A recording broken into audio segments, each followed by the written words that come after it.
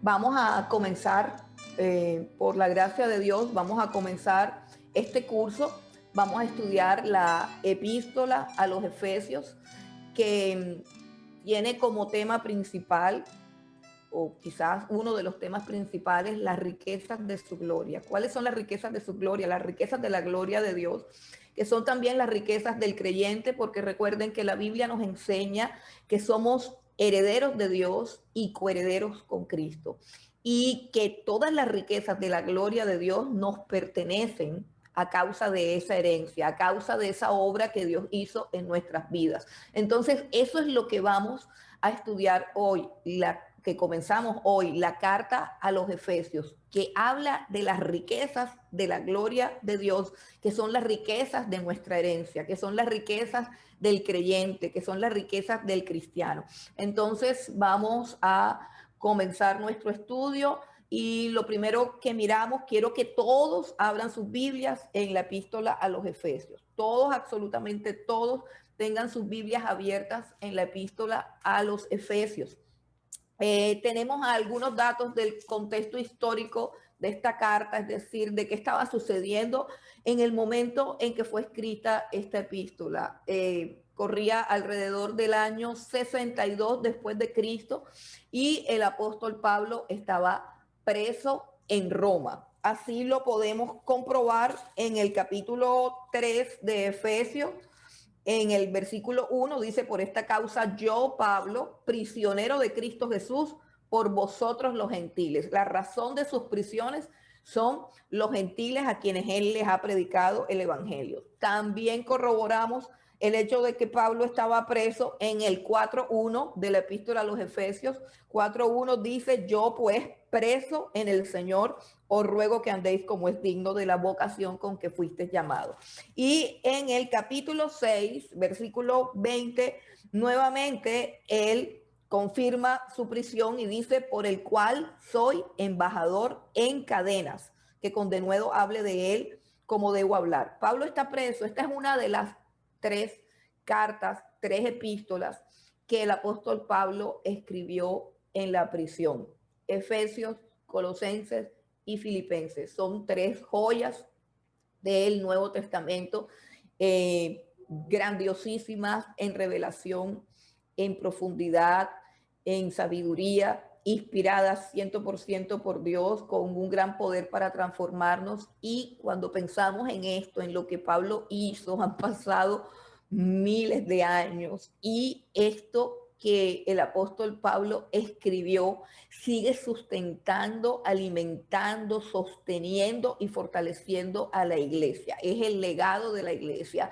Quizás el apóstol Pablo no tuvo en esos momentos una comprensión clara, completa, profunda de la grandeza de lo que Dios estaba haciendo en su vida, siendo que él era un apóstol, un hombre que le encantaba predicar, un hombre que le encantaba viajar, un hombre que le encantaba llenar, como dice él, toda la tierra del conocimiento de la palabra de Dios. Un hombre supremamente enérgico, dinámico. Estar preso debe ser un poco difícil. Mas, sin embargo, una de las cosas que aprendemos al estudiar esta carta de los Efesios y al analizar punto por punto todas las riquezas del contenido de esta carta, aprendemos que Dios hace las cosas a su manera, y que casi siempre lo que Dios hace es mejor que lo que nosotros hemos planeado hacer. El apóstol Pablo hizo grandes cosas por toda la iglesia. El ministerio del apóstol Pablo no se estancó en la cárcel, no se estancó en la prisión. Y esto es una de las cosas en las que tenemos que pensar nosotros como pueblo de Dios, que de pronto en este momento estamos teniendo muchísimas limitaciones para salir, muchísimas limitaciones para congregarnos, muchísimas limitaciones para hacer cultos, para dar clases presenciales, para hacer reuniones de oración, muchísimas limitaciones, pero que no se comparan para nada con una cárcel, no tienen ninguna comparación con una cárcel. El apóstol Pablo estuvo preso, y durante esas prisiones escribió estas cartas y le predicó a todos los soldados romanos con los que tuvo contacto, de tal manera que él dice en en la carta a los filipenses, que en todo el pretorio, en toda la guardia del emperador de Roma, se ha conocido el Evangelio del Señor Jesucristo. No perdió el tiempo en absoluto, y estos años de prisión, lejos de ser un tiempo de estancamiento, fueron un tiempo supremamente fructífero y de mucho crecimiento para el apóstol Pablo, alrededor del año 62 después de Cristo. Tenemos también algunos datos acerca de la iglesia de Éfeso. No son muy importantes estos datos, por lo que les voy a decir a continuación de que esta es una carta epistolar, es una encíclica, es decir, que es una carta que, aunque fue escrita originalmente a la iglesia de Éfeso, no fue escrita exclusivamente para los creyentes de Éfeso, sino que es una carta circular, es una carta para toda la iglesia. No hay muchas alusiones personales o específicas, sino que es un tratado doctrinal para toda la iglesia del Señor Jesucristo. Más sin embargo, inicialmente fue escrita para la iglesia de Cristo que estaba en Éfeso. ¿Qué podemos decir de Éfeso? Yo creo que la mayoría de ustedes conocen mucho acerca de la ciudad de Éfeso. Éfeso, la iglesia como tal, fue fundada durante el tercer viaje misionero del apóstol Pablo. El apóstol Pablo llegó a Éfeso en su tercer viaje misionero y se estableció en Éfeso por espacio de 3 años, que es un tiempo bastante largo en relación con el tiempo que él duraba en otras ciudades o en otros lugares donde fundó otras iglesias. O sea, que allí él pudo enseñar a profundidad, pudo dedicarse a la enseñanza, pudo dedicarse al discipulado, pudo dedicarse a la fundamentación doctrinal de esta iglesia, y se cree que es una iglesia supremamente afortunada en cuanto a su formación doctrinal como tal. O sea, el apóstol Pablo tuvo tiempo de enseñarle buenas cosas y grandes cosas. La ciudad de Éfeso como tal es una gran metrópoli de Asia, es un importante centro cultural, tan importante como Atenas, pero una de las cosas más importantes que hay en Éfeso y que tienen relevancia para el asunto de la obra que el apóstol Pablo hizo allí, es que Éfeso era la sede del templo de Diana, y el templo de Diana era el santuario más importante de esa época, el más imponente, el más famoso. Era 4 veces más grande que el Partenón de Atenas, por lo cual tenía una importancia religiosa supremamente grande. Pero sin embargo, es decir, aunque Éfeso era una gran metrópoli, aunque Éfeso era una ciudad de una gran civilización, de una gran cultura, de un gran desarrollo en ese tiempo, era una metrópoli, ¿cierto? Además de eso, también era un centro para la adoración pagana, como es el caso del templo de Diana, la adoración de la gran diosa Diana, que era pues uno de los ídolos más, más honrados y venerados de toda Grecia. Era una cosa muy difícil meterse con Diana. Era más difícil que meterse con cualquier santo de cualquier iglesia o de cualquier denominación. La diosa Diana era pues la adoración, porque sabemos que la diosa Diana pues no existe, porque el único Dios que existe es nuestro Dios. Pero la adoración o la idolatría o Diana como un ídolo era una de las figuras más importantes del paganismo griego en esa época. No sé si ustedes recuerdan que en Éfeso se armó un problema grande llamado, en el libro de Hechos, llamado el alboroto de Éfeso, porque empezaron a acusar a Pablo de que Pablo estaba en contra de la adoración a Diana, y eso era gravísimo para todos ellos. Así que el apóstol Pablo sufrió mucho ahí, porque había mucho paganismo, porque había además de que se adoraba a la diosa Diana, también era un centro para adorar al gobernador Augusto, era un centro de adoración al César también. Y a pesar de que eran muy sabios, muy cultos y muy inteligentes, también había muchos practicantes de magia y de brujería, como lo pueden ustedes comprobar si leen el contexto del momento histórico en que fue fundada o que está siendo fundada esta iglesia. En Hechos 19 está el momento histórico en que el apóstol Pablo está fundando esta iglesia y cómo se convirtieron un sinnúmero de magos, brujos y hechiceros y cómo ellos llevaban todos sus libros de magia y los quemaban en una hoguera, simbolizando que renunciaban a todas esas cosas y que se entregaban a, a la fe del Señor Jesucristo. Bueno, eso en cuanto a cosas generales, en cuanto a la carta de Efesios. Cosas más importantes son el propósito de la carta. Eso sí es necesario que nosotros lo tengamos claro, porque tenemos que saber para qué escribió el apóstol Pablo. Recordemos que Dios dice a través del profeta Isaías que su palabra no regresará a él vacía, sino que cumplirá en nosotros el propósito para el cual fue enviada. Entonces es muy importante que nosotros hagamos este curso entendiendo o sintonizados con el propósito de Dios. Dios tiene un propósito en nuestras vidas con el estudio de esta carta. El apóstol Pablo escribió guiado por el Espíritu Santo, pero escribió guiado con un propósito que nace en el corazón de Dios, que se origina en el corazón de Dios, que es el anhelo de Dios y que es el deseo de Dios. Y ese propósito tiene que ver con el crecimiento espiritual, nuestro crecimiento espiritual.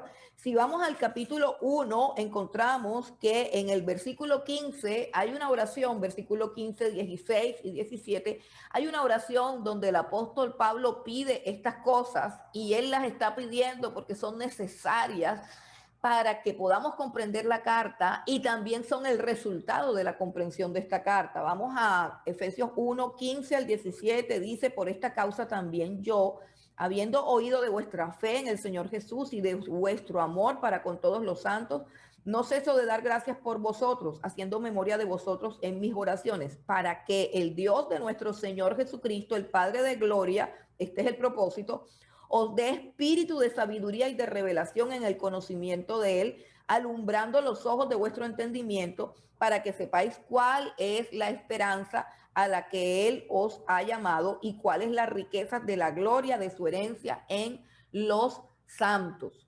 Dios quiere que conozcamos quiénes somos. Dios quiere que conozcamos la grandeza de la riqueza de su gloria.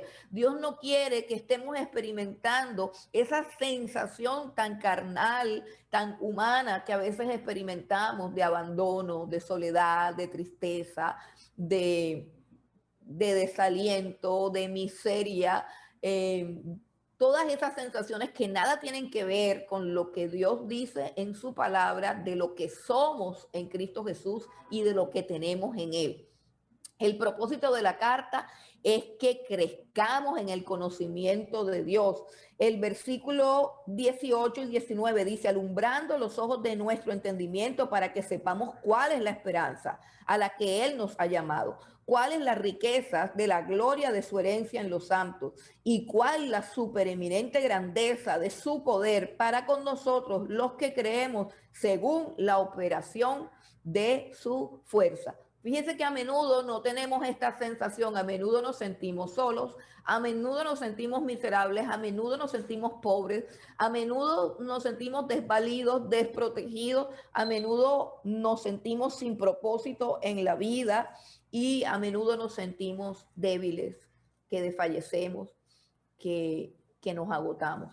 Pero todas esas sensaciones son simplemente sensaciones, no tienen nada que ver con lo que Dios dice en su palabra, lo que somos en Cristo Jesús. Y esta carta fue escrita para que la palabra de Dios llegue a nuestros corazones y disipe todas esas dudas y todos esos sentimientos, emociones y creencias erróneas que tenemos acerca de nosotros mismos. Vamos entonces a mirar el bosquejo de nuestra carta. Vamos a entrar en materia inmediatamente. Vamos al capítulo 1 de la carta a los Efesios, y ahora sí comenzamos primeramente con el saludo. En nuestro bosquejo tenemos que el saludo ocupa el versículo 1 y versículo 2. Los dos primeros versículos de la carta son el saludo. El saludo tiene la estructura cultural de la época, la manera como se escribían las cartas, contrario a como escribimos nosotros, ¿cierto? En esa época, lo primero que se hacía era la identificación del autor de la carta. Entonces, tenemos en el versículo 1 al autor de la carta, y dice: Pablo, apóstol de Jesucristo, por la voluntad de Dios, a los santos y fieles en Cristo Jesús que están en Éfeso, gracia y paz a vosotros de Dios nuestro Padre y del Señor Jesucristo. Aquí está el autor de la carta y los destinatarios, y el saludo, por supuesto, autor, destinatarios y saludo. Comencemos por el autor. El autor es Pablo, apóstol de Jesucristo. Apóstol de Jesucristo significa que, a diferencia de los falsos apóstoles modernos, el apóstol Pablo fue llamado al apostolado directamente por el Señor Jesucristo, que no hubo una mediación de algún miembro de la iglesia, como lo aprendimos hace poco en nuestros estudios de la epístola a los Gálatas. Pablo no fue nombrado apóstol por ningún hombre. Pablo fue nombrado apóstol directamente por el Señor Jesucristo, quien se le apareció frente a frente cuando él iba rumbo a Damasco a destruir la iglesia del Señor Jesucristo.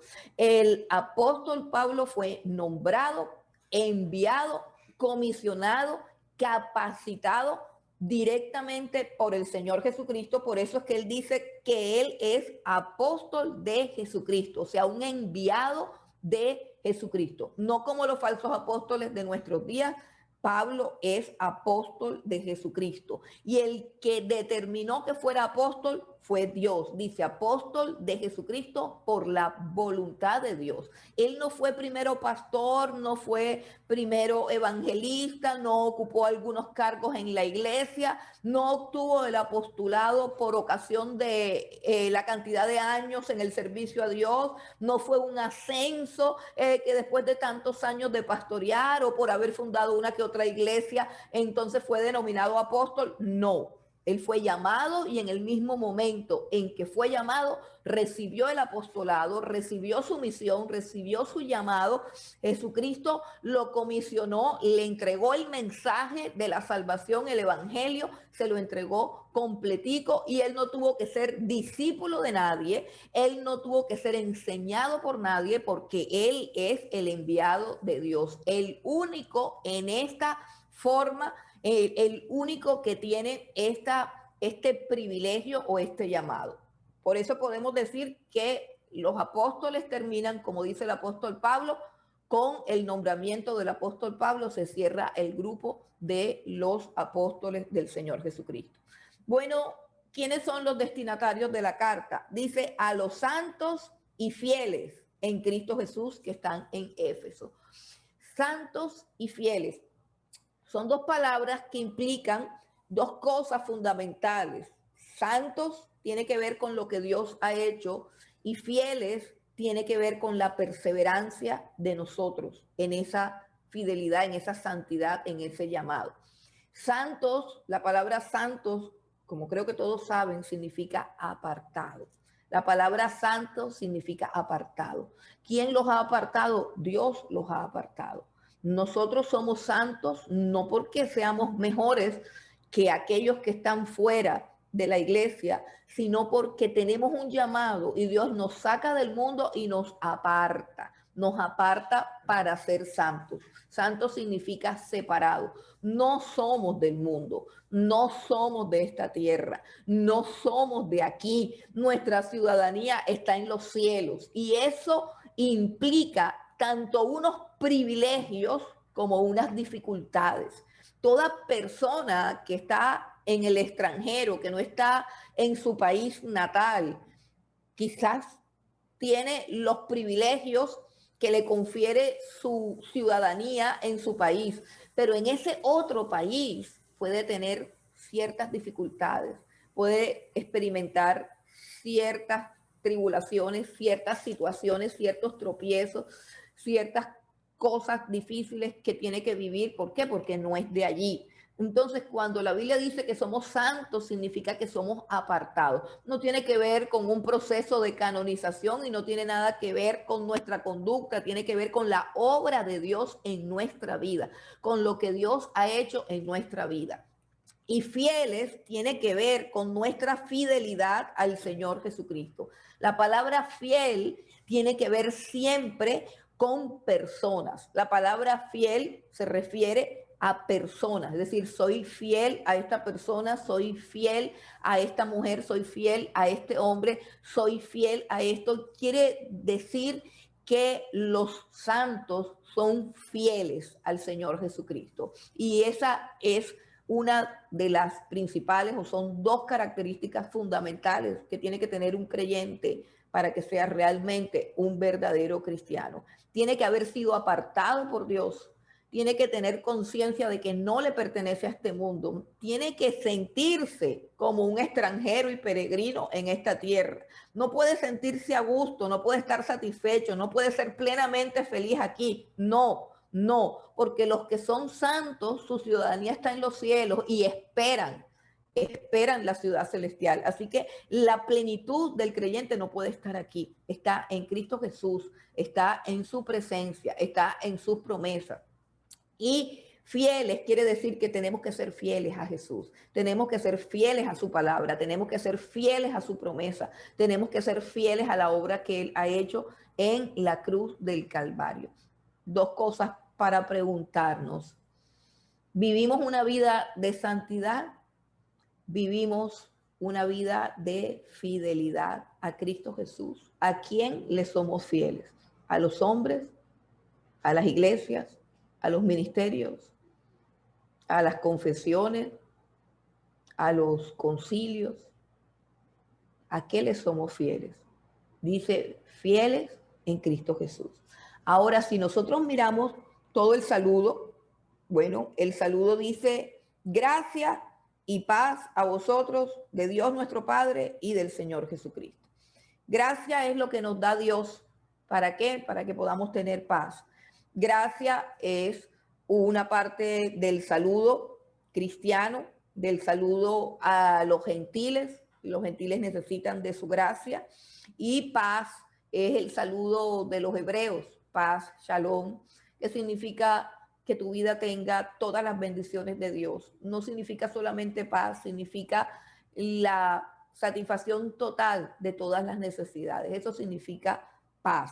Entonces, el apóstol Pablo siempre utiliza esta fórmula, gracia y paz. Gracia, gracia que es nuestra salvación, y paz que es el resultado de nuestra salvación. Dice de Dios nuestro Padre y del Señor Jesucristo. Si nosotros revisamos este segmento que encontramos aquí, versículos 1 y 2, nos vamos a dar cuenta de algo. Revisamos lo que era el autor, que es Pablo, y revisamos lo que eran los destinatarios, que son los santos y fieles que están en Éfeso, o los santos y fieles que estamos ahora mismo estudiando esta carta. Pero tanto en Pablo como en los santos y fieles está la persona del Señor Jesucristo. Y quiero que miren la triple aparición de la persona de Jesús. Primero, en la descripción del autor. Segundo, en la descripción de los destinatarios. Y tercero, en la expresión del saludo. Vamos al versículo 1. Dice, Pablo, apóstol de Jesucristo. Pablo, apóstol de Jesucristo. Luego dice, a los santos y fieles en Cristo Jesús. Y luego dice, gracia y paz a vosotros de Dios nuestro Padre y del Señor Jesucristo. Si nos damos cuenta, el nombre del Señor Jesucristo aparece ligado al apostolado de Pablo, aparece ligado a los destinatarios a los cuales les escribe el apóstol Pablo, y aparece ligado a el saludo que ofrece el apóstol Pablo. Y eso nos da de entrada una perspectiva de la preeminencia del Señor Jesucristo en toda esta carta. la preeminencia del Señor Jesucristo en toda esta carta. Y por eso es que nos encanta enseñar las cartas del apóstol Pablo y nos encanta enseñar las cartas del Nuevo Testamento. ¿Por qué? Porque es que en el Nuevo Testamento hay una revelación supremamente gloriosa y completa de Dios. ¿Cuál es esa revelación? La revelación del Señor Jesucristo, que es el resplandor de su gloria, el resplandor de la gloria de Dios y la imagen misma de su sustancia. Y me perdonan si me devuelvo un poco a la carta de los Hebreos, que es la que estoy citando, pero lo que quiero que entendamos es que no me he podido mover del Nuevo Testamento porque el Nuevo Testamento es supremamente glorioso y necesario para que nosotros conozcamos a Dios y es supremamente eficaz, mucho más eficaz y mucho más contundente en el conocimiento de Dios. Si nosotros vamos a los primeros versículos de la carta de Pablo a los Hebreos, no van a buscarlo, yo les comento, la carta de no sé quién a los Hebreos, porque es un anónimo. El que escribió la carta a los Hebreos dice: Dios, habiendo hablado en otro tiempo a los padres por los profetas, en los postreros días nos ha hablado a través de su Hijo Jesucristo, a quien constituyó heredero de todo, por quien asimismo hizo el universo, el cual es el resplandor de su gloria y la imagen misma de su sustancia. ¿Qué quiere decir todo eso ahí? El autor de Hebreos está diciendo que Dios en otro tiempo nos habló por los profetas, que Dios en otro tiempo nos habló por los padres. O sea, que Dios nos ha hablado de muchas maneras, pero la revelación más completa, perfecta, gloriosa y profunda que Dios ha dado acerca de sí mismo ha sido acerca de la persona del Señor Jesucristo. Entonces, cuando nosotros vamos al Nuevo Testamento,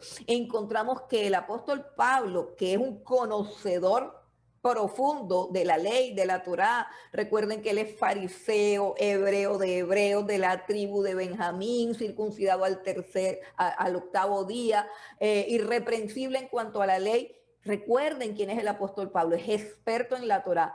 Pero una vez que él conoce al Señor Jesucristo, todo su discurso y toda la exposición de su mensaje está centrado en la persona de Cristo, porque en la persona de Cristo conocemos la plenitud de Dios. En él habita corporalmente toda la plenitud de Dios y nosotros estamos completos en él. Así que estudiar esta carta y casi todas las cartas del apóstol Pablo y casi todas las cartas que hay, pero específicamente lo que nos ocupa esta carta, lo primero que vamos a percibir es la preeminencia de la persona de Jesús. Y eso nos está hablando acerca de todo el propósito eterno de Dios en Cristo Jesús que está revelado aquí en esta carta. El propósito eterno de Dios no para esta carta, sino para tu vida y para mi vida y para la vida de todos aquellos que estamos haciendo este curso, que Cristo tenga en nosotros la preeminencia. En otras palabras, si el apóstol Pablo es porque Jesucristo lo hizo apóstol. Y si es apóstol por Cristo y es apóstol para la gloria de Cristo y para la obediencia a Cristo. Si los destinatarios de esta carta son fieles y son santos, es por la obra del Señor Jesucristo en sus vidas y le pertenecen al Señor Jesucristo. Y si algún saludo le puedo yo brindar a un creyente, ese saludo tiene que ser siempre la suministración o el fluir de las bendiciones que provienen de Dios a través del Señor Jesucristo. ¿Y cuáles son esas bendiciones? La gracia de Dios y la paz de Dios. Eso es un saludo. Un saludo no es que yo le dé a uno de mis hermanos algo que yo no tengo. Un saludo es que yo me convierta en un medio a través del cual Dios bendice a los demás con su gracia y con su paz. Gracia y paz a vosotros, dice el apóstol Pablo, no de mi corazón, no de mi mente, no de mi ser. Dice gracia y paz a todos ustedes de Dios nuestro Padre. O sea, esa gracia y esa paz no está fluyendo de mi corazón, está fluyendo del corazón de Dios, está fluyendo de la persona de Dios y yo simplemente soy un canal. Y cuando los saludo, esa gracia y esa paz que me da Dios a mí, para dársela a quienes, a ustedes. ¿Y cómo es posible que eso fluya? A través de el Señor Jesucristo. Esto es lo que llamamos la preeminencia de Cristo, y esto es supremamente importante para entender la carta de la manera como debe ser entendida. Y eso es lo que tenemos que hacer, tener un enfoque cristocéntrico de esta carta, porque esta es una carta eminentemente cristocéntrica, porque nosotros debemos tener un sistema de pensamiento cristocéntrico, donde Cristo sea el centro de todo lo que estamos aprendiendo, porque nuestra vida tiene que ser una vida cristocéntrica. Cristo tiene que ser el centro de todo lo que hacemos y de todo lo que no hacemos. Bueno, entonces continuamos ahora con la primera parte de esta carta. Déjenme y ubico acá que no veo. Bueno, aquí tenemos la primera parte de esta carta. Esta carta, antes de comenzar a escudriñarla, bueno, ya comenzamos a escudriñarla porque ya estudiamos el saludo, que son los 2 primeros versículos. Ok, pero ya nos vamos a entrar en el tema. Antes de que entremos al tema, yo quiero decirles algo que de pronto no coloqué ahí en las diapositivas, pero que es supremamente importante, y es que debemos conocer la estructura de la carta. Todas las cartas de Pablo tienen una estructura, y también las de Pedro y las de Santiago y las de todo. Y yo creo que las cartas tienen una estructura no solo por la capacidad que tiene el apóstol Pablo de redactar, por la fluidez que tiene para exponer las cosas, o sea, no solamente por las capacidades literarias del apóstol Pablo, sino que tiene una estructura, porque es que el Espíritu Santo que está inspirando la carta es el Espíritu de Dios, y Dios es un Dios de orden, Dios es un Dios de orden, Dios es la fuente suprema de la sabiduría, de la inteligencia, del orden, de todas estas cosas, así que la carta tiene un orden. La carta la podemos dividir en una estructura básica, tiene 6 capítulos esta carta, y tiene una estructura básica donde la primera parte, que es la primera mitad, capítulos del 1 al 3, son una exposición doctrinal.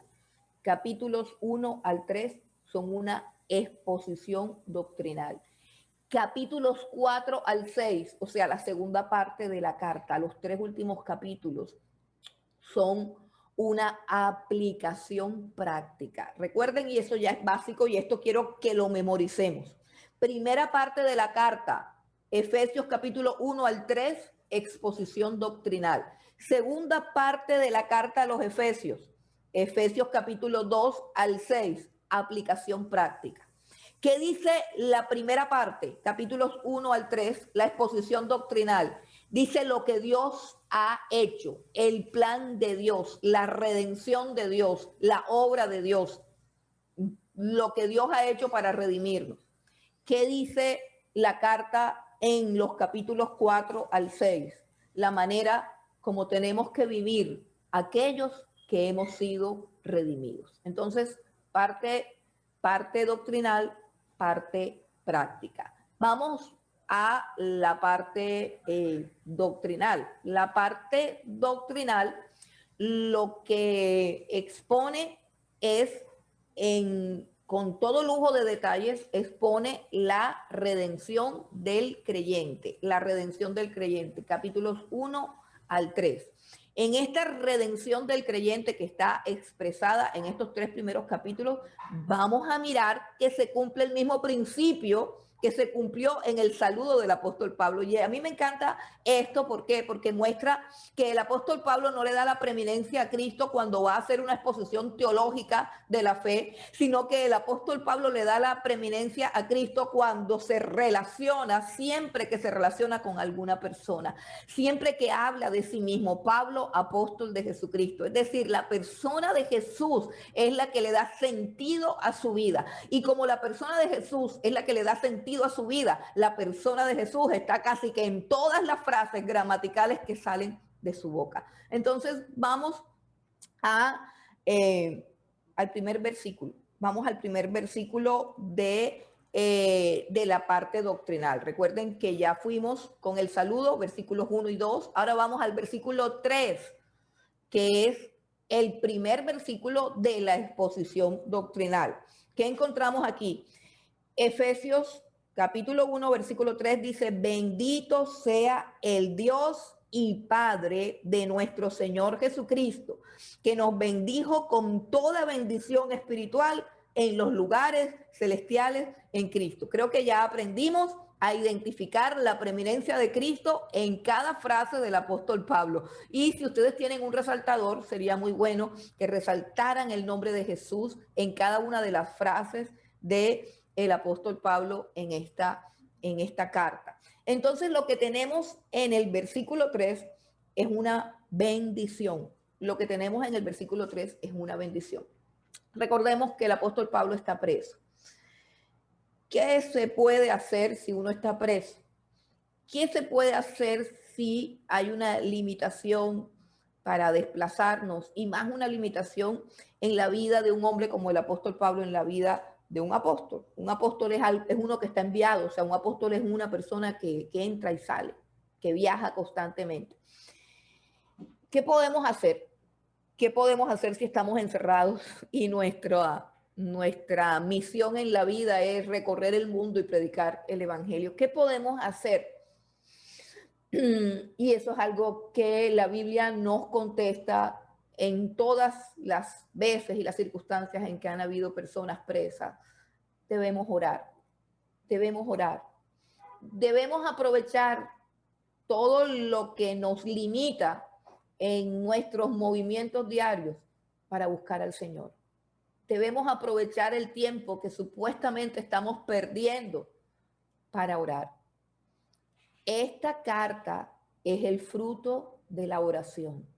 El apóstol Pablo, estando preso, tuvo muchísimo más tiempo para orar que cuando tenía que hacer carpas, evangelizar, viajar, hacer campañas y hacer una cantidad de cosas. Pudo disfrutar de un tiempo de mayor profundidad, de mayor intimidad, de mayor comunión con Dios, de una oración más intensa. Y el resultado de esa oración más profunda y más intensa es que hubo en él como una iluminación. Hubo en él como un éxtasis, hubo un momento en que él tuvo una comprensión mucho más clara y más profunda de lo que Dios había hecho en la eternidad. Tuvo como un arrebato místico, por así decirlo, tuvo una revelación sobrenatural. Y cuando digo sobrenatural no me estoy refiriendo a que estuvo en un trance o algo así, me estoy refiriendo a que logró comprender a profundidad algunas cosas que quizás nosotros no hemos terminado de comprender o que quizás nunca jamás terminaremos de comprender, ni siquiera cuando estemos en la eternidad. El apóstol Pablo lanza una expresión de adoración, es una expresión de alabanza. Cuando usted ve ese versículo 3, es una exclamación. Pablo exclama, no solamente se está dirigiendo a los santos y fieles de Éfeso, sino que está desbordando lo que hay en su corazón. Su corazón está extasiado en la gloria de Dios y él lanza una expresión de alabanza, de exaltación y dice, bendito sea el Dios y Padre de nuestro Señor Jesucristo. Y ahí hay una bendición, ahí hay una revelación, ahí hay una iluminación, ahí hay una expresión de algo que en un momento dado, por la gracia de Dios y por la operación del Espíritu de Dios, que se manifiesta a través de esta vida intensa de oración que el apóstol Pablo está teniendo. El apóstol Pablo recibe y la expresa y puede ver lo que Dios hizo en la eternidad. El apóstol Pablo por el Espíritu puede ver lo que Dios hizo en la eternidad. Y eso es supremamente importante que lo entendamos. Nosotros los seres humanos nos desenvolvemos en una esfera supremamente limitada, supremamente terrenal, supremamente temporal, que se llama tiempo. Nos desenvolvemos en esa esfera llamada tiempo, pero Dios habita en la eternidad. Es como si el tiempo fuera simplemente un pequeño segmento en una línea recta. Imagínense una línea recta. No sé si ustedes recuerdan cuando nos enseñaban los números reales, ¿cierto? Que los números son infinitos, los números son infinitos. Y esa línea recta del el conjunto de los números reales era una línea cuyo centro era el cero, y hacia la derecha de la línea los números avanzaban en positivo. 1, 2, 3, más 1, más 2, más 3, más 4, hasta el infinito. Y hacia el lado izquierdo, la línea recta avanzaba hasta el infinito. Bueno, imagínense que la eternidad es como una línea recta donde existe una eternidad pasada, o sea, un pasado eterno, si es que lo podemos llamar así, porque ya con la palabra pasado ya estamos como profanando la palabra eternidad al hablar de pasado, pero podemos hablar de la eternidad pasada y podemos hablar de la eternidad futura. Y en medio de esa eternidad pasada y en medio de esa eternidad futura hay un segmento llamado tiempo que comenzó en el principio. En el principio creó Dios los cielos y la tierra. Y también ese principio está en el Evangelio de Juan, cuando Juan dice en el capítulo 1, en el principio era el verbo. ¿Qué quiere decir? Que el verbo no comenzó a existir en el principio, sino que cuando comenzó el principio de los tiempos, el verbo ya existía, que es Cristo, el verbo que es Cristo ya existía en la eternidad pasada. En el principio el verbo era, ¿cierto? Entonces, ¿qué es lo que tiene el apóstol Pablo? Tiene una visión acerca de el principio, tiene una revelación de lo que Dios hizo antes del principio, de lo que Dios hizo en la eternidad pasada.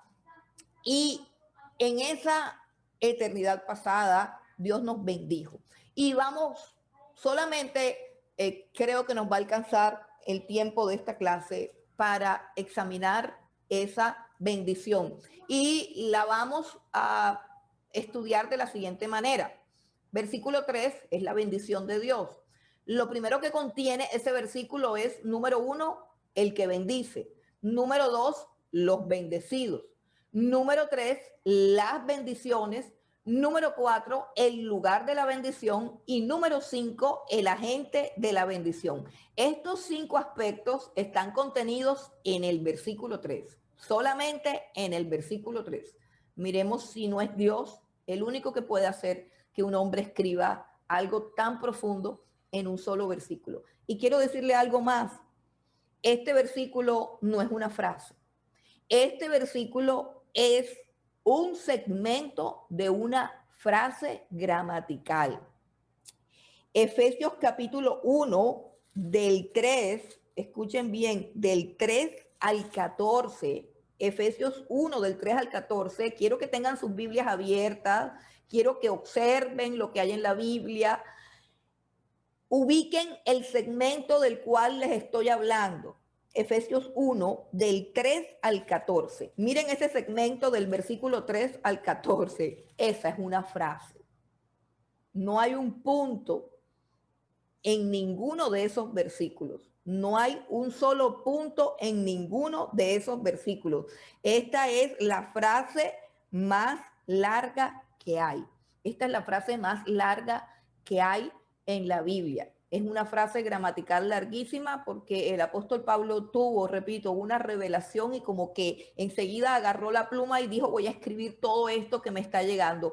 La revelación de Dios, el Espíritu Santo estaba fluyendo dentro de su entendimiento y él estaba inspirado escribiendo. Así que lo que vamos a mirar ahora en el versículo 3, que contiene estos 5 aspectos de los que vamos a hablar, es solamente un segmento de esa gran frase gramatical. ¿Quién es el que bendice? Dice, bendito sea el Dios y Padre de nuestro Señor Jesucristo. El que bendice, por supuesto, es Dios. ¿Por qué? Porque Dios es el único que es bendito en sí mismo. Es el único que es puro y santo. Y es la única fuente de bendición. El único ser que puede derramar bendiciones sobre otras personas, ese ser es solamente Dios, el cual es bendito por los siglos. Así lo dice muchos de los escritores a lo largo de toda la Biblia. Dios es bendito por los siglos. Él es bendito en sí mismo. Él es siempre el bendito y el único que puede bendecir. Ojo, Dios no solamente es el bendito, sino que es el único que puede bendecir y es la fuente de todas las bendiciones. Por eso Santiago, capítulo 1, versículo 17, dice que toda buena dádiva y todo don perfecto proviene de Él, porque Él es el Padre de las luces. En Él no hay mudanza ni sombra de variación. Todo lo que es bueno proviene exclusivamente de Él. Además de que es bendito en sí mismo, es el Padre de nuestro Señor Jesucristo. Ahí está toda la grandeza y toda la gloria de Dios en la persona del Señor Jesucristo. Resulta que ese es uno de los títulos del Dios que adoramos.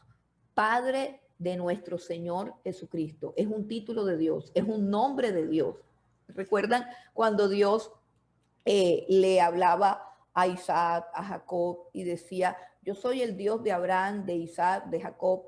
¿Cierto? Bueno, aquí el apóstol Pablo presenta el nombre con el que Dios quiere darse a conocer en el Nuevo Testamento. Dios es el Padre de nuestro Señor Jesucristo. Ese es uno de los títulos del Dios que nosotros adoramos y eso lo hace diferente a todos los otros dioses. Así que Mahoma, Alá y todos los otros dioses no son el mismo Dios que adoramos, porque el Dios que nosotros adoramos es un Dios que es Padre y tiene solamente un Hijo unigénito y ese Hijo es el Señor Jesucristo. Ahora tenemos a nosotros los destinatarios, que son los bendecidos. Los bendecidos, ¿quiénes son los bendecidos? Bueno, los bendecidos en esta carta son los santos y fieles en Cristo Jesús que están en Éfeso, pero como les decía que es una carta circular, que es una encíclica que el apóstol Pablo escribió para que se enviara todas las cartas. Entonces aquí los bendecidos son todo el pueblo de Dios, todo el pueblo de Dios, todos aquellos que están en Cristo Jesús, todos los que Él ha santificado, o sea, todos los santos, todos los agios, todos los apartados y todos los fieles, es decir, todos los que permanecen en Cristo Jesús, todos ellos son los bendecidos. Nosotros hacemos parte del grupo de los receptores de esa bendición, los bendecidos. Más sin embargo, la manera como Dios nos bendice a nosotros y la manera como nosotros bendecimos a Dios es muy diferente. Por ejemplo, nosotros tenemos aquí que el apóstol Pablo está bendiciendo a Dios diciendo, bendito sea el Dios y Padre de nuestro Señor Jesucristo.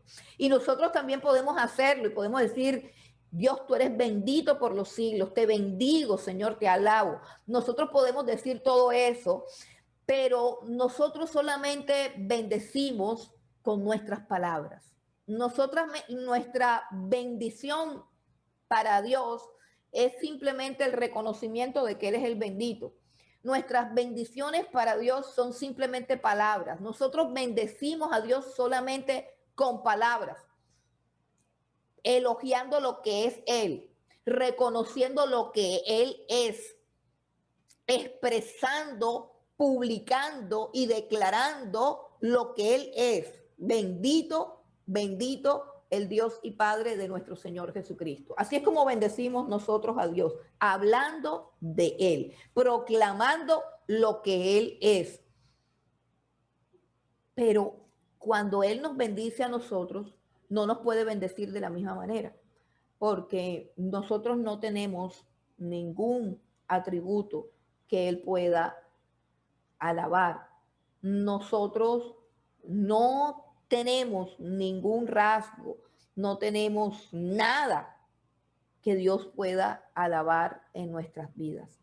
Cuando Dios nos bendice a nosotros, lo que Él hace no es hablar, sino comunicarnos, entregarnos esas bendiciones, comunicarnos las bendiciones de Él, comunicarnos las cosas de Él, comunicarnos los dones de Él, entregándonos a nosotros esas cosas. Cuando Dios nos bendice, no nos habla. Cuando Dios nos bendice, simplemente nos da, nos enriquece, nos entrega de sus bondades, nos entrega de sus bendiciones. Nosotros solamente hablamos, con la boca bendecimos a Dios, pero Dios nos bendice a nosotros con hechos. Dios nos bendice a nosotros dándonos de lo que es Él, de lo que Él tiene. Cuando nosotros somos bendecidos por Dios, nosotros somos enriquecidos, nosotros recibimos algo de Dios. Por eso el autor de Hebreos también escribió que es necesario que al acercarnos a Dios sepamos que Él existe, pero que también galardona a los que le buscan. Es decir, que nadie puede acercarse a Dios sin recibir de Dios una bendición que se transmite en hechos, en bendiciones, en cosas reales que se dan en nuestras vidas. Entonces, esos somos nosotros los bendecidos. Vamos a mirar ahora acerca de esta bendición, cuáles son las bendiciones, o más bien la naturaleza de estas bendiciones. Vamos al versículo 3. Recuerden, no creo que avancemos del versículo 3. ¿Cuáles son las bendiciones? Dice, nos bendijo con toda bendición espiritual en los lugares celestiales en Cristo Jesús. Tomemos solamente las dos palabras, toda bendición. Toda bendición significa que no hay ni una sola bendición que Dios no nos haya dado. Que no hay ni una sola bendición que Dios no nos ha entregado. ¿Cuáles son esas bendiciones? Primeramente son bendiciones espirituales. Son bendiciones espirituales. Pero ya vamos para allá. Lo primero que quiero decir es que esto implica que nosotros somos espirituales. Hermanos, nosotros somos espirituales. Y aunque nuestros 5 sentidos no perciban lo espiritual con la misma facilidad con que percibimos lo material, lo terrenal, nosotros somos seres eminentemente espirituales. Somos seres eminentemente espirituales. Y tenemos que tener cada vez más contacto con Dios para tener conciencia de nuestra propia espiritualidad. Es lo primero que tenemos que entender. Nosotros somos espirituales. Nosotros somos espirituales. Pareciera que somos más carnales que espirituales porque percibimos más las cosas de la carne, porque tenemos más conciencia del estómago, del hambre, del cansancio, de la tristeza, de los dolores, de los calambres, de todas las cosas que se perciben a través de los sentidos o a través de nuestro cuerpo. Y tenemos mayor conciencia de eso, pero eso no significa que no seamos espirituales. Somos espirituales y hemos sido bendecidos por Dios espiritualmente, de manera espiritual, con toda bendición espiritual, toda bendición espiritual. Ahora, la palabra bendición que aparece allí se refiere al griego neumáticos. Esa palabra griega neumáticos es utilizada no solo para hablar de las cosas espirituales en contraste con las cosas materiales, no. La palabra neumáticos es utilizada para hablar de la obra del Espíritu Santo como tal. O sea que la palabra neumáticos tiene que ver no solo con las cosas espirituales, o sea, con las cosas que no se pueden tocar o con las cosas que no se pueden ver, sino que tiene que ver con la obra del Espíritu. Usted puede que no pueda ver el Espíritu Santo, pero el Espíritu Santo hace cosas que sí podemos ver. Por ejemplo, En el Génesis, la Biblia nos dice que la tierra estaba desordenada y vacía y el Espíritu de Dios se movía sobre las aguas. El Espíritu de Dios se movía sobre las aguas. ¿Y qué hacía el Espíritu de Dios moviéndose sobre las aguas? Pues produciendo la creación. Y luego dice, y dijo Dios, sea la luz, y se hizo la luz. ¿Quién hizo la luz? Dios. Y Dios es espíritu. Su espíritu se movía sobre las aguas. Y su espíritu, que es invisible, hizo las cosas visibles como la luz. De igual manera lo dice también la carta a los Hebreos, donde dice que por la fe entendemos que el universo fue hecho por la palabra de Dios, de modo que lo que se ve fue hecho de lo que no se ve. ¿Qué es lo que no se ve? Dios, porque Dios es espíritu y a través del Espíritu Santo de Dios se crean todas las cosas. El Espíritu de Dios se movía sobre las aguas. Dios habló y la palabra encarnada de Dios es Jesucristo. Ahí estaba toda la Trinidad, Padre, Hijo y Espíritu Santo estaban activos en la creación. Y aunque el Espíritu es invisible, el Espíritu da origen a las cosas visibles. Y digo estas cosas ¿por qué? Porque sería de pronto muy precario creer que las bendiciones de Dios son exclusivamente espirituales y que no tienen nada que ver con aquellas cosas que en un momento dado podemos recibir de Dios, pero que también vienen a través del Espíritu. Por ejemplo, puedo decir, usted de pronto necesita algo en su cuerpo como una sanidad. De pronto usted está enfermo. Usted está enfermo y necesita un milagro de Dios que se llama sanidad. En esa sanidad tiene que haber una transformación de algún órgano suyo que esté enfermo. O sea, si es el hígado que está enfermo, si es un riñón que tiene un quiste, es decir, estamos hablando de cosas que son materiales, terrenales, tangibles. Pero cuando usted ora a un Dios invisible, usted ora a través de un espíritu que es el espíritu de Dios que es invisible. Recuerden, el espíritu nos ayuda en nuestra debilidad porque no sabemos pedir como conviene, pero el espíritu mismo intercede por nosotros con gemidos indecibles porque el Espíritu conoce las intenciones de Dios y intercede por todos los santos. Ok, esa es una obra del Espíritu, pero esa obra del Espíritu, que es cuando oramos, cuando le clamamos a Dios, cuando nuestro espíritu, que es invisible, se conecta con una realidad, con otra realidad superior invisible, que es Dios a través del Espíritu Santo, una realidad invisible, una realidad espiritual. Esa realidad espiritual de la oración, la operación del Espíritu, producen una realidad física, que es la sanidad de un órgano de mi cuerpo que está enfermo. ¿Y de dónde proviene esa sanidad? De una bendición espiritual que Dios nos ha dado en Cristo Jesús, que es acceso al trono de su gracia, acceso a su presencia invisible. Cuando oramos, entramos en esa dimensión donde es posible que Dios cambie una circunstancia, es posible que una realidad espiritual e invisible, como es el trono de Dios, cambie por completo un contexto físico real que nosotros tenemos. Entonces, cuando dice la palabra de Dios que Dios nos ha bendecido con toda bendición espiritual, no se está refiriendo única y exclusivamente a nuestra posición como creyentes. Se está refiriendo a todo. ¿Sabe por qué se está refiriendo a todo? Voy a adelantarme para que entendamos mejor el concepto. Porque una de las bendiciones espirituales que vamos a ver es que Dios nos predestinó para ser adoptados hijos suyos. Dios nos escogió en Él para que seamos santos y sin mancha delante de Él.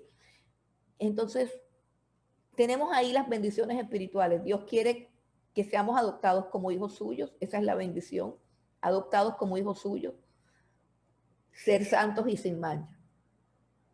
Y hay muchas cosas en todo ese obrar de Dios, en todo ese plan ordenado de Dios, en todo ese guión divino de nuestra vida, de nuestra existencia, que se está desarrollando en el tiempo, pero que se planeó en la eternidad. En todo ese guión, en todo ese desarrollo de nuestra historia y nuestra vida, vamos a tener problemas, dificultades y también vamos a vivir milagros, provisiones. Es decir, Dios va a proveer de las riquezas de su gracia, va a proveer cosas materiales, va a producir cambios en nuestras vidas, va a obrar milagros en nuestro contexto. ¿Por qué? Porque eso hace parte de nuestra predestinación. Se los digo en el idioma del versículo que nosotros conocemos, en Romanos capítulo 8, versículo 28, dice algo que nosotros siempre esbozamos cuando nos viene algo que no nos gusta o que no esperamos. A los que aman a Dios, todas las cosas nos ayudan para bien. ¿Cuándo decimos estas cosas? Cuando nos deja el tren, cuando nos deja el avión, cuando se va la luz, cuando suceden cosas que no están en la agenda.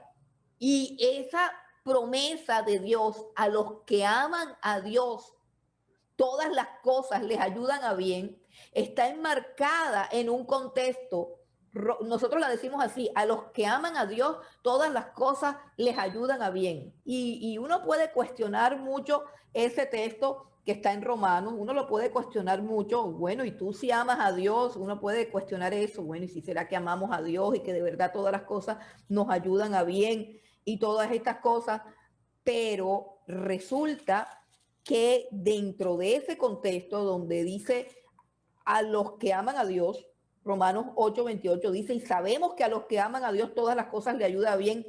Esto es, a los que conforme a su propósito son llamados. Y el versículo 29 comienza enumerando nuevamente todas las bendiciones espirituales que están en Cristo Jesús. Dice, porque a los que antes conoció también los predestinó para que fuesen hechos conforme a la imagen de su Hijo, para que Él sea el primogénito entre muchos hermanos. Y a los que predestinó, a estos también llamó, y a los que llamó, a estos también justificó, y a los que justificó, a estos también glorificó. Entonces, si retrocedemos en ese orden de ideas, eso significa que todas estas bendiciones espirituales que Dios determinó para nosotros en la eternidad pasada, marcan, controlan, determinan todo lo que nos pasa en este segmento temporal de tiempo y espacio en el que nosotros estamos viviendo.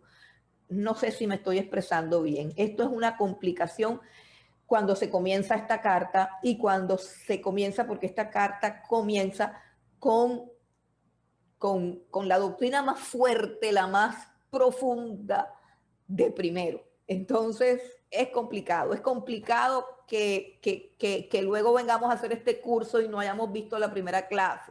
Es complicado.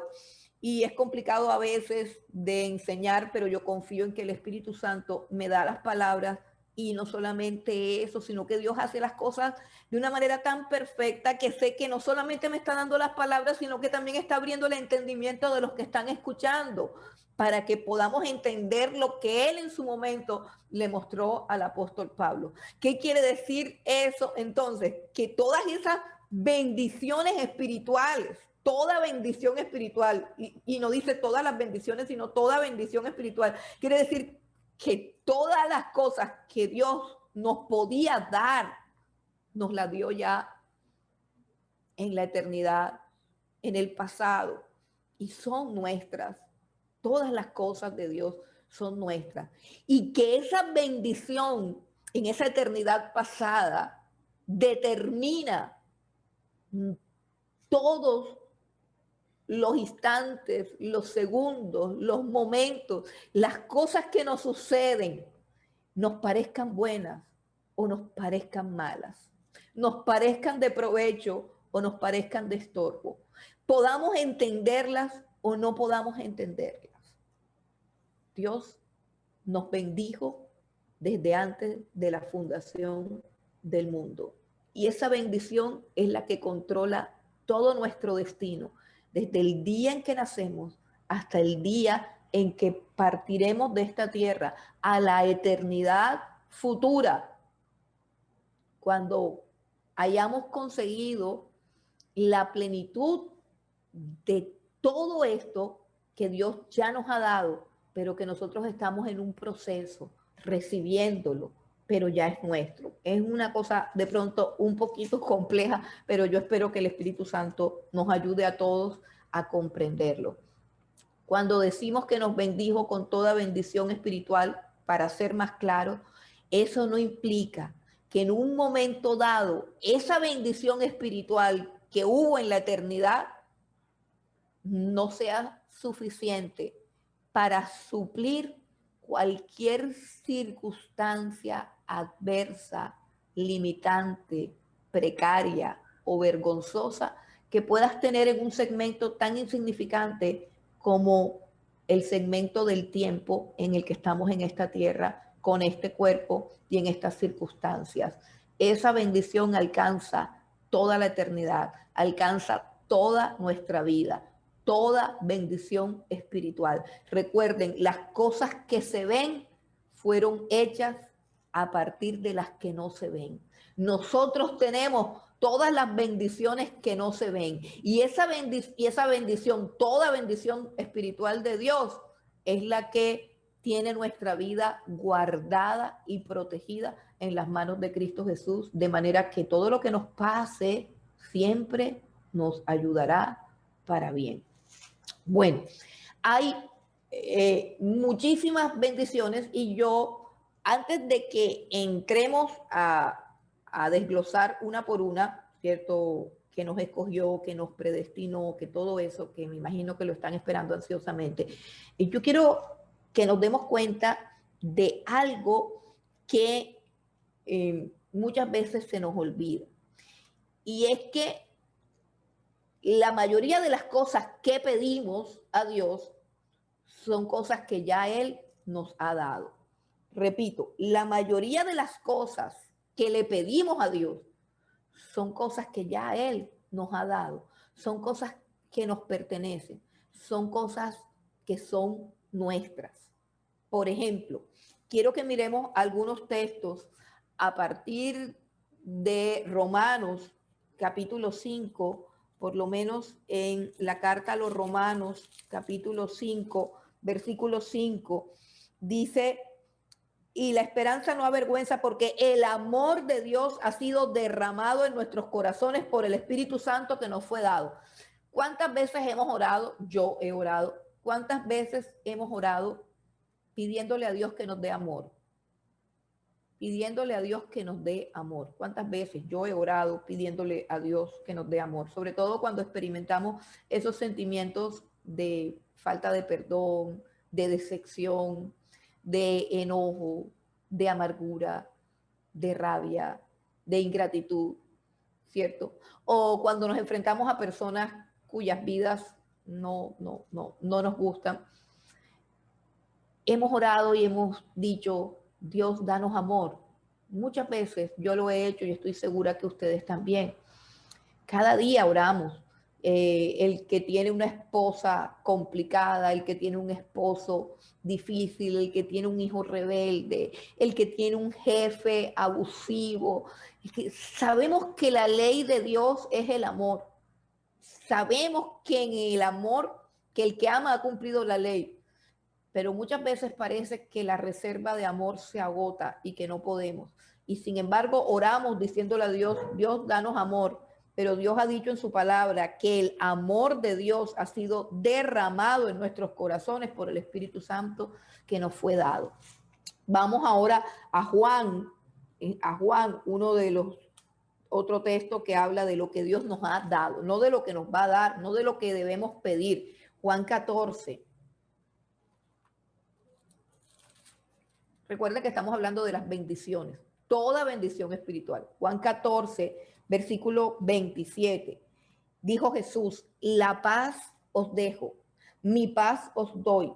Yo no os la doy como el mundo la da. No se turbe vuestro corazón ni tenga miedo. ¿Cuántas veces hemos orado por paz? ¿Cuántas veces hemos sentido una carga de angustia, de terror, de miedo, de desesperación? Y le hemos dicho al Señor, Señor, danos paz. Señor, danos paz. Jesús dijo, la paz se las dejo, la paz se las doy. O sea, yo les entrego la paz. Fue algo que Dios nos dio. Vamos ahora a Juan 15, seguidito del 14, encontramos a Juan 15, versículo 11. ¿Cuántos han pedido gozo cuando se sienten tristes, deprimidos? Sobre todo este es el siglo de la depresión. ¿Cuántos han pedido gozo? Yo he pedido gozo. Juan 15:11 dice Jesús, estas cosas os he hablado para que mi gozo esté en ustedes y el gozo de ustedes sea cumplido, que significa perfecto. ¿Qué dice Jesús ahí? Y les estoy hablando estas cosas para que ustedes tengan el gozo mío, el gozo mío. Y para que el gozo de ustedes sea perfecto. ¿Qué quiere decir eso? Que Dios ya nos regaló el gozo.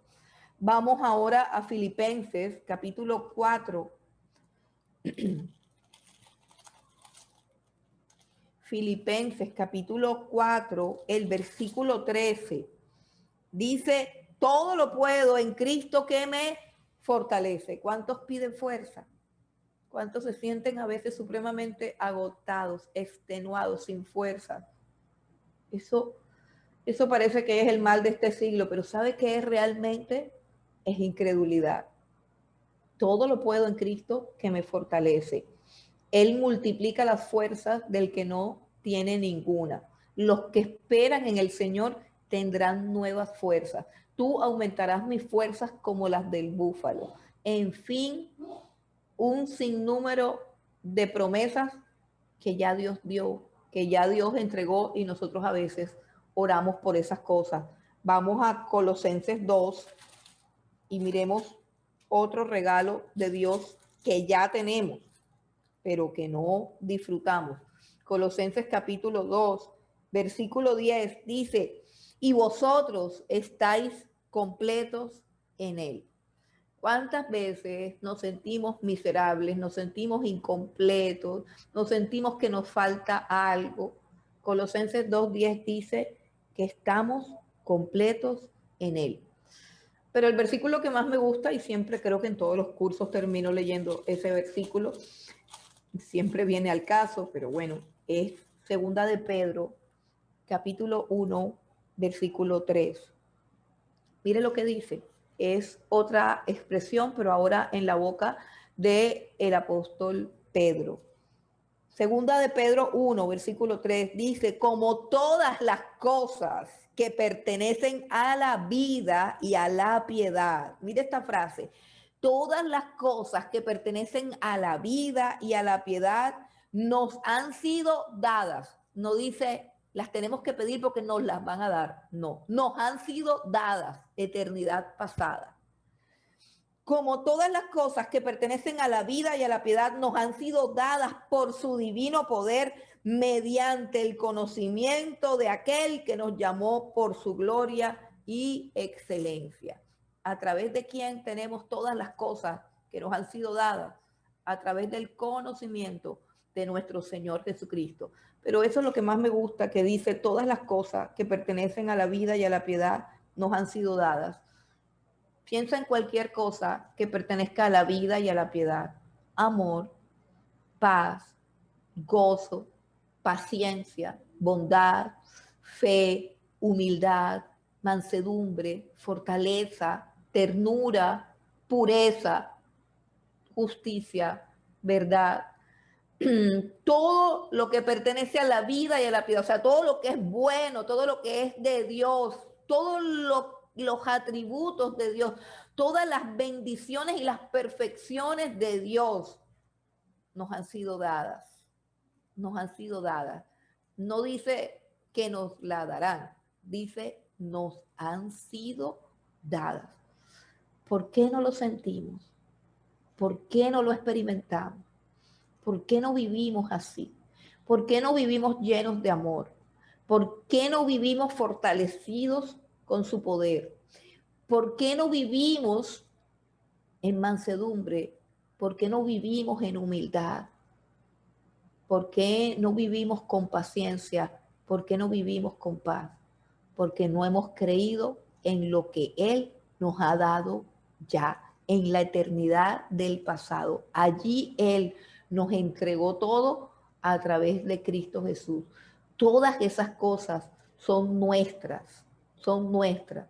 El problema es que vivimos engañados y vivimos engañados porque escuchamos voces. Por eso es necesario que esta carta, la carta a los Efesios, se convierta como en nuestra herramienta favorita. Y yo quiero pedirles que más que conectarse pasivamente a este curso todos los jueves o, o simplemente algunos de pronto por problemas con el internet se salen y yo los entiendo, eso es supremamente fastidioso. Dicen, ay no, mejor que me manden que me manden el video, que me manden el archivo y yo lo escucho con tranquilidad. Algunos a veces se salen o lo saca el mismo internet, pero más allá de escuchar esta clase pasivamente, lo importante es que nosotros memoricemos esto, memoricemos esto. Hay capítulos en la Biblia que son magistrales. Hay capítulos en la Biblia que son neurálgicos. Este es uno de ellos. Este es uno de ellos. Son capítulos que todo creyente, escuche bien, todo creyente decente que tenga por lo menos 3 años en el Evangelio, los debe memorizar. Usted debe memorizar el capítulo 1 de Efesios. Si usted quiere, lo ponemos de tarea. Si usted quiere, lo ponemos de reto. Me gustaría de repente, cuando terminara la clase, el último día de clase, que usted abriera su video y su audio y pudiera, sin mirar, sin hacer trampa, recitar de memoria el capítulo 1 de Efesios. Usted no tiene ni la menor idea de todo el poder que hay en ese capítulo para transformar su mente. Porque es que el problema está en que nosotros no creemos que realmente somos y que tenemos lo que Dios dice que somos y lo que Dios dice que tenemos. El gran problema del cristiano es que no le cree a Dios. ¿Y por qué no le puede creer a Dios? Porque no lo oye. ¿Qué oímos todos los días? ¿Qué oímos todos los días, hermano? ¿Qué oímos? Usted va en un bus, ¿qué oye? Usted va en un avión, ¿qué oye? Usted va en su carro, ¿qué oye? Usted está en su oficina, ¿qué oye? Antes de que usted entre en depresión, tienen que venir a su mente pensamientos que sean semillas de depresión. Antes de que usted se sienta miserable, tiene que pasar por su mente un pensamiento de miserableza. Antes de que usted se sienta solo, tiene que pasar por su mente un pensamiento de que está solo. Si usted pudiera tener un arma poderosa en su mente que filtrara y eliminara todos los pensamientos que nos producen ansiedad, todos los pensamientos que nos producen angustia, todos los pensamientos que nos quitan la paz, todos los pensamientos que nos hacen sentir miserables, insignificantes, rechazados, abandonados, feos, incompetentes. Si nosotros pudiéramos coger todos esos pensamientos y desaparecerlos, pero no lo podemos hacer. Lo que sí podemos hacer es grabar sobre ellos, como en una memoria, como en un CD, ¿cierto? Grabamos arriba las palabras de Dios, los pensamientos de Dios. Llevamos solamente un versículo, llevamos solamente un versículo. Y cuán importante es lo que estamos diciendo y cuán profundo es. Y yo estoy completamente segura que independientemente de esta clase, independientemente de mis limitaciones, mi incapacidad para desarrollarla, para profundizar en ella, el espíritu que mora en cada uno de ustedes les puede dar entendimiento y les puede dar revelación. Comienza esta misma noche y según tu capacidad para memorizar, escoge 2 o 3 versículos. A partir del versículo 3 y comienza a memorizar este segmento. Entonces, les decía que hay capítulos de la Biblia que es menester aprender de memoria, aprender de memoria. Por lo menos algunos de ustedes tienen la Biblia en el celular. ¿Qué tal que se les pierda el celular? Algunos simplemente la tienen en el libro. ¿Qué tal que se les pierda el libro? ¿Con qué se van a defender de los dardos de fuego del enemigo si no tienen ni el celular ni la Biblia en sus manos? Por ejemplo, suena un poco trágico, pero ¿qué tal si les da el COVID y entran al salón del COVID, a cuidados intensivos o intermedios o primarios, como se llame, ¿cierto? Ahí no lo dejan tener ni celular ni Biblia, porque es el COVID, aislamiento total, no llega el pastor, no llega la abuelita, no llega la mamá, no llega la esposa, usted está solo mirando para el techo, va a entrar en crisis, va a entrar en angustia. ¿Con qué se va a defender? Si no ha memorizado nada que lo pueda ayudar. Y este es un pasaje supremamente poderosísimo, demoledor contra toda angustia. Siempre que hablo con personas que sufren de depresión o de angustia, les digo, mira, este texto cura la depresión, este texto cura la angustia, este texto cura los complejos de inferioridad, este texto, pero no me creen, no me creen. Piensan que hay que ir al psicólogo, piensan que hay que tomar la pastilla. No me creen, pero este texto cura todo, cura todo. Cura todos los desajustes neuronales, emocionales, psiquiátricos, mentales. Lo cura este texto. Yo lo reto a que se lo aprenda. Lo reto a que se lo aprenda. Hay otros textos también, pero por el momento este es uno de esos textos. También el capítulo 8 de Romanos, también el capítulo 2 de Filipenses y muchos capítulos más de la Biblia, el 53 de Isaías. Pero en este momento, el reto es que usted se aprenda este pasaje de la Biblia que está aquí en este primer capítulo de la carta a los Efesios. Entonces, vamos ahora a el lugar de la bendición. Esto es supremamente importante. Vamos a Efesios, otra vez, Efesios capítulo 1, versículo 3. El lugar de la bendición. Dice, en los lugares celestiales en Cristo.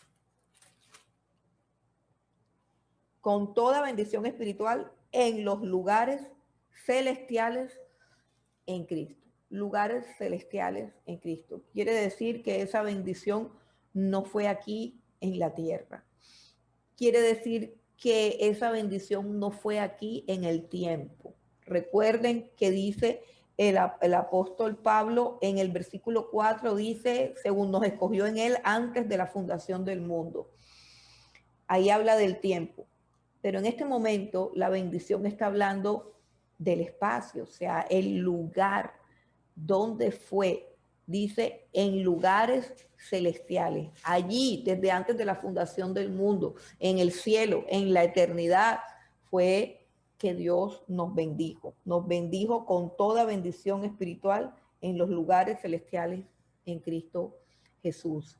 Y eso implica que es una bendición trascendental, que es una bendición que proviene del cielo, que es una bendición que trasciende los límites de la tierra en la que vivimos y que en todo lugar donde nos desplacemos, nosotros estamos bendecidos por Dios con toda bendición espiritual, en cualquier lugar y en cualquier momento. En cualquier lugar y en cualquier momento, la bendición de Dios está con nosotros. Ahora, miremos lo que dice en los lugares celestiales en Cristo.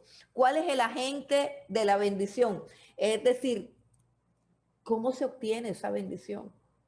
¿Cómo se obtiene? Cuando dice que Cristo es el agente, se refiere a que Él es el medio a través del cual recibimos esa bendición. Y este es el punto más importante de la carta. Este pasaje que contiene un compendio de las doctrinas fundamentales y profundas de la salvación, cosas como predestinación y elección, que le han quitado por siglos el sueño a los más grandes teólogos de la historia, cosas tan profundas y poderosas como esas, no están solos, hermano. Están en un marco que las contiene. Y ese marco es la persona del Señor Jesucristo. Y eso es lo primero que quiero que noten, que Dios nunca habla de elección fuera de Cristo, que Dios nunca habla de predestinación fuera de la persona de Cristo, que Dios nunca habla de ser aceptos sino en la persona de Cristo, que no se habla de redención sino en la persona de Cristo, que no se habla de sabiduría sino la sabiduría que recibimos estando en Cristo, que no se puede hablar de herencia sino a través de estar en Cristo.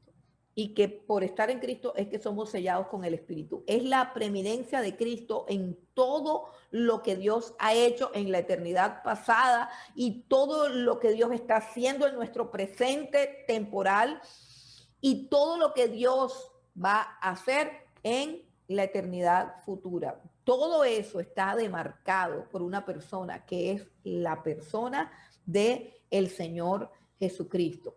Tenemos 7 bendiciones, hay gente que saca 8, hay gente que saca 10. Yo conté hasta 7 y dije, aquí paro porque 7 dicen los entendidos que es el número de Dios y que es el número perfecto. Y con el número 7 podemos examinar estas bendiciones. Número 1, el agente de la bendición es el Señor Jesucristo. No podemos recibir las bendiciones si no estamos en el Señor Jesucristo. El lugar de la bendición fueron los lugares celestiales. El que estaba allí, en el cual se derramaron las bendiciones, fue en la persona de Jesucristo. Nosotros no existíamos, existíamos solamente en el corazón de Dios, en la mente de Dios y en la persona de Cristo. Escuchen bien, nosotros no existíamos. Nosotros no existíamos. Existíamos solamente en el plan de Dios, en su mente, en su corazón, y existíamos en Cristo, potencialmente en Cristo. Dice más adelante en el capítulo 2, esta misma carta, dice que fuimos creados en Cristo Jesús. Somos hechura suya, creados en Cristo Jesús. No se refiere al momento en que nacimos, no se refiere al momento de la creación cuando Dios hizo a Adán y Eva. Se refiere al momento en que Cristo entra en nuestra vida, en que irrumpe en nuestro ser y nos convierte en una nueva criatura. Y es en ese momento en el que nosotros recibimos las bendiciones que ya nos fueron dadas en la eternidad pasada, pero las empezamos a disfrutar única y exclusivamente a través del Señor Jesucristo. Bueno, ¿cuáles son esas bendiciones? Quiero que busquemos para que entendamos la idea de que todo esto lo tenemos si estamos en Cristo o estando en Cristo. Vamos a 1 de Corintios, capítulo 1.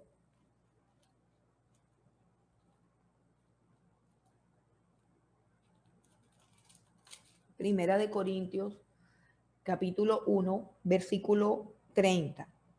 Y dice, mas por él, y está hablando de Cristo también, mas por él, por Cristo, estáis vosotros en Cristo Jesús. Perdón, mas por él el Padre, mas por él estáis vosotros en Cristo Jesús, por Dios. Estamos en Cristo Jesús, el cual nos ha sido hecho, o sea, Cristo, nos ha sido hecho por Dios sabiduría, justificación, santificación y redención. ¿De qué depende que nosotros tengamos la sabiduría de Dios, la justificación de Dios, la redención de Dios, la herencia de Dios, la elección de Dios, la predestinación de Dios, el sello de Dios? ¿De qué depende? De que estemos en Cristo Jesús, de que estemos en Cristo Jesús. Entonces tenemos la primera de las bendiciones. Número uno, nos escogió. Según nos escogió en Él antes de la fundación del mundo.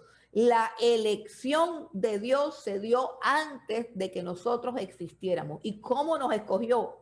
A través de Cristo. Cuando escogió a Cristo, nos escogió a nosotros en Cristo, a los que habíamos de creer en Cristo, a los que habíamos de ser de Cristo. ¿Quiénes estaban en el momento en que Él nos escogía? No estábamos nosotros, estaba el Señor Jesucristo y nosotros estábamos en Él en ese momento. No existíamos, pero era Él el que nos iba a crear, era Él el que nos iba a redimir, era Él el que nos iba a salvar, era Él el que nos iba a santificar, el Señor Jesucristo. Entonces dice, según nos escogió en Él antes de la fundación del mundo. Y esto es supremamente importante. Dios nos escogió en la eternidad.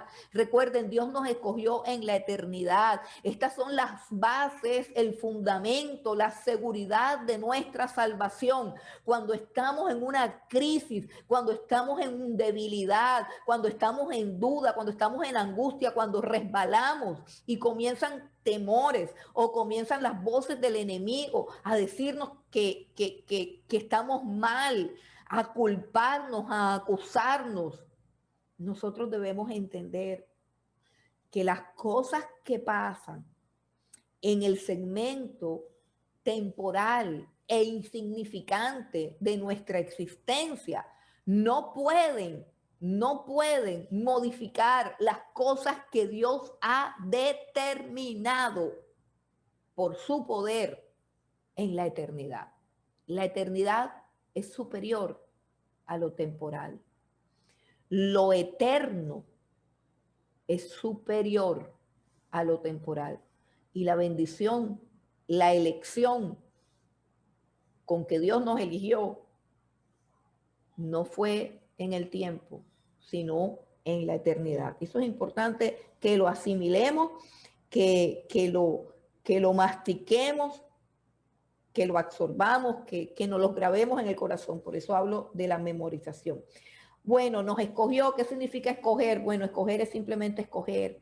Escoger es simplemente el acto soberano por el cual Dios escoge a unas personas para que sean santas, para que sean suyas. Dice, según nos escogió en Él antes de la fundación del mundo, para que fuésemos santos y sin mancha delante de Él. Óigase bien, no nos escogió porque éramos santos y no teníamos mancha. No, nos escogió para que fuésemos santos y sin mancha delante de Él. En otras palabras, a usted lo escogen en el colegio para izar la bandera. A usted no lo escogen porque izó la bandera. No, a usted lo escogen. Y porque a usted lo escogen es que usted va a izar la bandera. De la misma manera, aquí la Biblia nos está diciendo que Dios nos escogió en Cristo. Nos escogió en Cristo para ser santos y sin mancha delante de Él. ¿Qué significa? Que Dios ha determinado un destino para nosotros. Yo no sé qué anden ustedes haciendo, no sé qué clase de vida estás viviendo, no sé si practicas algún pecado, no sé si estás de coqueteo con el mundo, no sé si acaricias algún mal pensamiento en tu mente. No sé si hay áreas de tu vida oscuras que no le has entregado al Señor. No sé si hay cosas que te parece que no es posible que puedas dejar. la Biblia dice que Dios determinó un destino para ti. En la eternidad determinó que tú fueras santo y sin mancha delante de Él. Dice, para que fuésemos santos y sin mancha delante de Él. Esta elección tiene un propósito, escogidos para ser santos, escogido para ser sin mancha y escogido para estar delante de Él. Ese es el destino de la iglesia, ese es el destino de los escogidos. Entonces, hay algo bien importante aquí, hermano, y es que en vez de estar pensando en el orgullo, en vez de estar pensando en si somos calvinistas o arminianistas, en cómo es eso de la predestinación y en si hay personas que están predestinadas para perderse y otras predestinadas para salvarse, lo que yo debo pensar y para lo que el apóstol Pablo escribió esto, él no escribió este pasaje para que la iglesia se dividiera en los predestinados y los no predestinados. No, él escribió esta carta para informarte a ti, para informarle a cada miembro de la iglesia que tu destino en esta tierra, en esta vida y en la otra, el destino ordenado por Dios es tu santidad y que estés delante de Dios. O sea, esos son los propósitos esenciales de tu existencia. Eso no es algo que tienes que aplazar, eso no es algo que tienes que negociar, es tu destino. ¿Con qué fatalismo nosotros decimos, no es que mi destino es ser siempre pobre?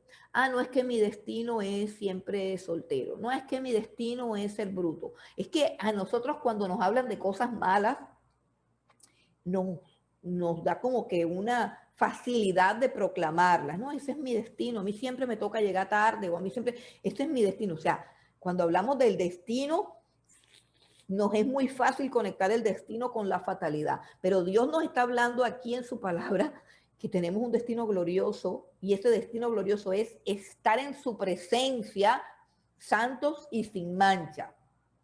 Increíble, increíble, pero no pensamos en estas cosas.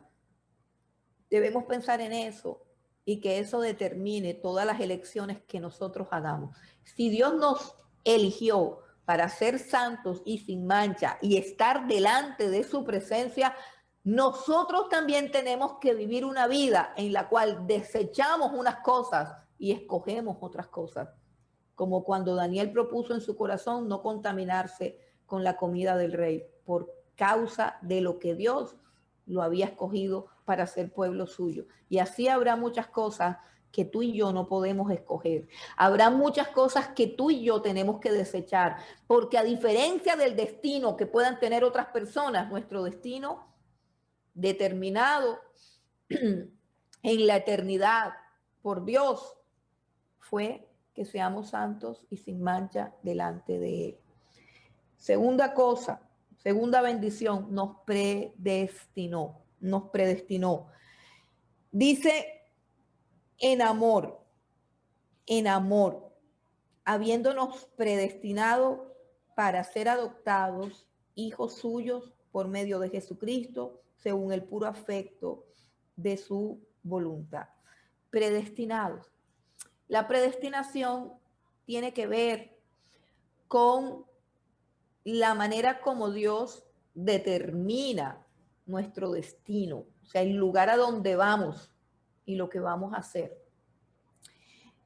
Predestinación, vamos a ver más adelante, es un término que significa preordenar. O sea, Dios ordena anticipadamente nuestro destino. Y ese ordenamiento de Dios, de nuestro destino, está regulado por su amor, Versículo 5 dice en amor. O sea, cuando Dios en la eternidad determinó que fuéramos sus hijos, nos predestinó para ser sus hijos, lo hizo en amor. no lo hizo de una manera mecánica y fría, como quien calcula todo lo que va a hacer, como quien calcula una obra dramática y dice, bueno, a ti te toca este papel, a ti te toca otro. No, no. Esa predestinación fluyó del amor. Fluyó del amor. Dice, en amor, habiéndonos predestinado para ser adoptados hijos suyos por medio de Jesucristo. ¿Cuál es la predestinación aquí? ¿Cuál es el destino prefijado para nosotros en la eternidad? Ser hechos hijos de Dios. Ser hechos hijos de Dios. Para eso estábamos destinados. Y Dios lo hizo amándonos. Así que podemos añadirle a la lista en amor. Nos predestinó en amor. Y eso significa que también nos amó. ¿Y cómo nos amó si ni siquiera existíamos? Ahí está el detalle. Hay un texto en Jeremías que dice, con amor eterno te he amado. Dios nos amó en Cristo Jesús. Dios nos amó en Cristo Jesús en la eternidad pasada. Nos predestinó para ser adoptados hijos suyos por medio de Jesucristo. La predestinación depende siempre de estar en unión con el Señor Jesucristo. En amor, habiéndonos predestinado para ser adoptados hijos suyos por medio de Jesucristo según el puro afecto de su voluntad. Aquí está el amor de Dios, el afecto de Dios, el deseo de Dios de darnos un destino glorioso y eterno como hijos suyos. Dice el versículo 6, y vamos a la tercera bendición espiritual, para alabanza de la gloria de su gracia, con la cual nos hizo aceptos en el amado. Ese versículo 6 dice, para alabanza de la gloria de su gracia, con la cual nos hizo aceptos en el amado. Cada uno de nosotros sabe lo que somos y cómo somos.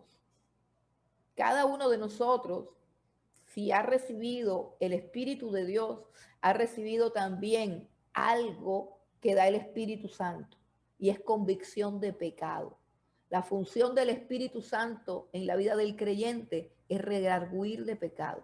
Cuando Él venga, convencerá al mundo de pecado, de justicia, de juicio. Así que una persona que tiene el Espíritu Santo es una persona que está consciente de su incapacidad moral, está consciente de sus mentiras, está consciente de sus resentimientos, está consciente de sus hurtos, está consciente de todos sus errores, está consciente de su bajeza, está consciente de su indignidad, está consciente de su naturaleza caída, de su pecaminosidad. Precisamente por eso es que la gracia de Dios es gloriosa. Es gloriosa porque por gracia Él puede hacernos aceptos en Cristo Jesús a pesar de lo que somos.